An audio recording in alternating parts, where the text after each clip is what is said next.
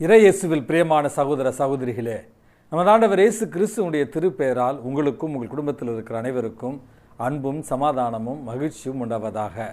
அன்புமிக்கவர்களே, தாயாம் திரு அவை இன்றைக்கு பிரான்ஸ் தேசத்தினுடைய பாதுகாவலியாக அறியப்படுகிற புனித ஜோன் ஆஃப் ஆர்க் என்பவருடைய நினைவு நாளை கொண்டாடுகிறது. பிறந்தது 1418 ஆண்டு என்று அறியப்படுகிறார். அனுபவமிக்கவர்களே, இவர் இந்த மண்ணுலகில் வாழ்ந்தது ஒரு 19 அல்லது 18 வயது வரைக்கும் தான். ஆனால் பிரான்ஸ் தேசத்தில் இன்றளவும் பெண்கள் மத்தியில் மிகப்பெரிய ஒரு ஆளுமையாக கருதப்படுபவர் இந்த புனித ஜோன் ஆஃப் ஆர்க். பிரான்ஸ் தேசத்தை ஆங்கிலேயர்களுடைய பிடியிலிருந்து மீட்ட மாபெரும் வீர மங்கை என்று இவர் அறியப்படுகிறார். இவர் யாருக்காக போராடினாரோ, எவர் அரசாட்சிக்கு வர வேண்டும் என்று இவர் போராடினாரோ, கடைசியில் அவராலே காட்டி கொடுக்கப்பட்டு இவர் பில்லி சூனியம் வைப்பவர் அல்லது கடவுளுடைய பெயரை சொல்லி ஏமாற்றுபவர் என்று பொய்யாக குற்றம் சாட்டப்பட்டு உயிரோடு எரித்து மறைசாட்சியாக கொலை செய்யப்பட்டவர் தான் இந்த ஜோன் ஆஃப் ஆர்க் என்பவர். அன்புமிக்கவர்களே, 7 வயதிலிருந்தே ஆண்டவருடைய குரலை கேட்டு 7 வயதிலிருந்தே ஆண்டவரை திவ்ய நற்கருணை உட்கொள்ள வேண்டும் என்கிற ஆர்வத்தோடு வாழ்ந்து தன்னுடைய வாழ்நாளில் எடுத்த அனைத்து முடிவுகளிலுமே கடவுளுடைய குரலை கேட்டு கடவுளுடைய சித்தத்தின்படி வாழ்ந்தவர் தான் இந்த புனித ஜோன் ஆஃப் ஆர்க். இன்றைக்கு நமக்கு இருக்கிற நம்முடைய 10 பருவ பிள்ளைகள், டீனேஜ் பாய்ஸ் அண்ட் கேர்ள்ஸ் என்று சொல்லுவோம், இவர்களுடைய ஒரு பாதுகாவலியாக இவர் அறியப்படுகிறார். அன்புமிக்கவர்களே, இன்றைக்கு நம்முடைய பிள்ளைகள் எங்கே செல்லுகிறார்கள் என்று 2 நாட்களுக்கு முன்பாக ஒரு கேள்வியை கேட்டிருந்தேன். சினிமா மோகம், போதை மோகம் அப்படி என்று. இன்றைக்கு வாழ்க்கையில் முன்னேறுவதை தவிர்த்து இன்றைக்கு நம்முடைய இளைஞர்கள், இளம் பெண்கள் உலகப்போக்கான ஒரு வாழ்வை இன்றைக்கு தேடிக்கொண்டிருக்கிறார்கள் என்று சொன்னேன். அவர்களுக்கெல்லாம் ஒரு மாற்று மருந்தாக, அவர்களுக்கெல்லாம் ஒரு நல்ல மாதிரியாக இருப்பவர் தான் இந்த புனித ஜோன் ஆஃப் ஆர்க். இந்த புனிதையினுடைய பரிந்துரையால் நம்முடைய குடும்பத்தில் இருக்கிற 10 பருவ இளைஞர்களும் இளம் பெண்களும் வாழ்க்கை என்பது இறைவன் கொடுத்த கொடை என்பதை புரிந்து கொண்டு எல்லா நேரங்களிலும் இறை சித்தத்தை நிறைவேற்றவும் இந்த அழகான ஒரு வாழ்வை இறைவனுக்கு தங்களுடைய புண்ணியங்களால் பரிசாக திரும்பி கொடுக்க வேண்டிய ஒரு வரத்திற்காக இன்றைக்கு நம்ம மன்றாடி செபிப்போம். அன்புமிக்கவர்களே, 2-3 மாதங்களுக்கு முன்பாக ஒரு காணொளியை நான் பார்த்தேன். அதாவது நம்முடைய தமிழக முதல்வர் மு.க. ஸ்டாலின் அவர்கள் ஏதோ ஒரு அரசு விழாவுக்கு சென்று விட்டு தன்னுடைய காரில் ஏறி கொண்டிருக்கிறார். அந்த காரை சுற்றி போலீஸ் அதிகாரிகள் இருக்கிறார்கள், அரசியல் தலைவர்கள் இருக்கிறார்கள், தொண்டர்கள் இருக்கிறார்கள். ஒரு 10-15 அடி தள்ளி ஒரு 5 வயது குழந்தை தன்னுடைய தந்தையினுடைய தோள் மீது அமர்ந்து கொண்டு உரக்க ஒரு வார்த்தையை சொல்லுகிறார். ஸ்டாலின் தாத்தா பாய் அப்படி என்று உரக்க, 1 முறை அல்ல, 2 முறை அல்ல, 3 முறை அல்ல, சத்தமாக அந்த குழந்தை சிறுமி கத்துகிறாள்.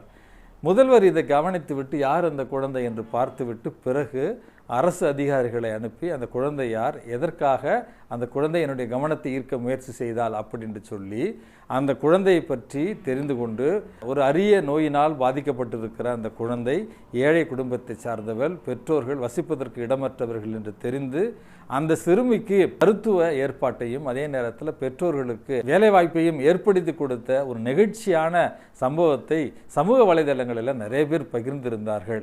எதற்கு இதை நான் உங்களோடு பகிர்ந்து கொள்கிறேன் அப்படி என்றால், முதல்வருக்கு 1000 வேலை இருந்திருக்கும். அவரை சந்திப்பதற்கு பல பேர் தடையாக இருக்கிறார்கள். இருந்தாலும் இந்த சிறுமி தன்னுடைய விடாமுயற்சியால் முதல்வருடைய கவனத்தை ஈர்த்து இன்றைக்கு நலம் பெற்று பெற்றோர்களோடு மகிழ்ச்சியாக இருக்கிறார் என்பது தான் செய்தி. இதே போல ஒரு நிகழ்வு இன்றைக்கு நற்செய்தி வாசகத்தில் நடக்கிறது. எரிகோக்கு செல்லுகிற வழியில் திமேயு என்பவருடைய மகன் பார்த்திமேயு என்கிற பார்வையற்றவர். இதில் ஒரு விளக்கத்தை நீங்கள் புரிஞ்சுக்கணும். இந்த பார்த்திமேயு என்பவர் பிறப்பிலேயே பார்வையற்றவர் அல்ல, பிறப்பிலேயே பிறவி குருடன் அல்ல. ஏதோ ஒரு காரணத்திற்காக பாதியில் பார்வையை இழந்தவர். வாழ வழி தெரியாமல் தெருவோரம் அமர்ந்து பிச்சை எடுத்து கொண்டிருப்பவருக்கு நாசரேத்தூர் இயேசு அந்த வழியாக செல்லுகிறார் என்கிற செய்தி கிடைக்கிறது. அன்புமிக்கவர்களே, இயேசுவை நெருங்குவதற்கு பல்வேறு தடைகள் அவருக்கு இருந்தாலும் அவர் இயேசுவே தாவீதின் மகனே என் மீது இரக்க வையும் அப்படி என்று கத்துகிறார். பிறகு இயேசு தன்னை கடந்து செல்லுகிறார் என்பதை புரிந்து கொண்ட அவர் மறுபடியும் மீண்டும் உரத்த குரலில் இயேசுவே தாவீதின் மகனே என் மீது இரங்கும் அப்படி என்று இன்னும் உரத்த குரலில் கத்துகிறார். இவர் கத்துவதை கண்ட மக்களும் சில சீடர்களும் இவரை அதட்டுகிறார்கள். போதகர் செல்லுகிறார், அவரை எதற்கு நீ தொந்தரவு செய்கிறாய் அப்படி என்று. இருந்தாலும் பார்த்திமேயு விடவில்லை. இன்னும் உரத்த குரலில், இயேசுவே தாவீதின் மகனே என் மீது இறங்கும் அப்படி என்று இன்னும் உரத்த குரலில் அவர் கத்திய பொழுது இயேசுவினுடைய கவனத்தை இவர் பெறுகிறார். அன்புமிக்கவர்களே, இயேசு இவரிடத்தில் வந்து, நான் உனக்கு என்ன செய்ய வேண்டும் என்று விரும்புகிறாய் அப்படி என்று கேட்கிற நேரத்தில், ஆண்டவரே நான் மீண்டும் பார்வை பெற வேண்டும், மீண்டும் பார்வை பெற வேண்டும் என்கிற அந்த வார்த்தையை கேட்ட நமது ஆண்டவர் இயேசு கிறிஸ்து, நீர் போகலாம், உன் நம்பிக்கை உன்னை குணமாக்கிற்று அப்படி என்று இயேசு அவரை குணப்படுத்திய ஒரு அழகான செய்தியைத்தான் நற்செய்தி வாசகமாக இன்றைக்கு நம்ம வாசிக்கிறோம். அன்புமிக்கவர்களே, இந்த பார்த்திமேயுனுடைய வாழ்வு நம்முடைய நம்பிக்கையின் வாழ்வாக தெரிகிறது. பல்வேறு காரணங்களுக்காக நம்பிக்கையை பாதியில் இழந்து பார்வையற்றவர்களாய், நம்பிக்கை பார்வையற்றவர்களாய், இந்த உலகத்தில் கடவுள் மீதும் நம்பிக்கையற்றவர்களாய், மனிதர்கள் மீதும் நம்பிக்கையற்றவர்களாய் வாழ்கிற உங்களுக்கும் எனக்கும் இறைவன் சொல்லித் தருகிற பாடம் என்பது, இறைவனை நோக்கி நாம் கூக்குரல் எடுக்கிற பொழுது நிச்சயமாக அவர் நம்முடைய குரலுக்கு செவிமடுப்பார். சில நேரங்களில் அவர் காணாதது போல அல்லது கேட்காதது போல செல்வார். இருந்தாலும் நம்முடைய நம்பிக்கை, நம்முடைய விசுவாசம், நம்முடைய விடா முயற்சி நிச்சயமாக நமக்கும் மீண்டும் பார்வையை பெற்றுத்தரும் என்கிற இந்த அழகான செய்தியோடு மீண்டும் நம்பிக்கை பார்வை பெற வேண்டி இன்றைக்கு இறைவனிடத்தில் மன்றாடி செபிப்போம்.